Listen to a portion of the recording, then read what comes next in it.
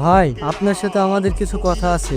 আমরা আর এই কাজ করবো না, এই কাজ ছেড়ে দেবো। কি তোরা কি বলছিস? তোরা ভেবে দেখেছিস? আজকের পর থেকে আমরা মুনিশ খেটে খাবো, তবু আমরা এই কাজ করবো না। কি ভেবেছিস তোরা? শোন, এই কাজে ঢোকা খুব সহজ, বেরোনো অত সহজ না। চল এখান থেকে। কি হলো? যার জন্য এতদিন ধরে কাজ করলে সেই গায়ে হাত তুললো? ও বেঁচে থাকা অবস্থায় কখনো তোমরা এই লাইন থেকে বেরোতে পারবে না। এই লাইন থেকে বেরোতে হলে ওকে খালাস করে বেরোতে হবে। এই নাও, রাজকে শেষ করে দাও।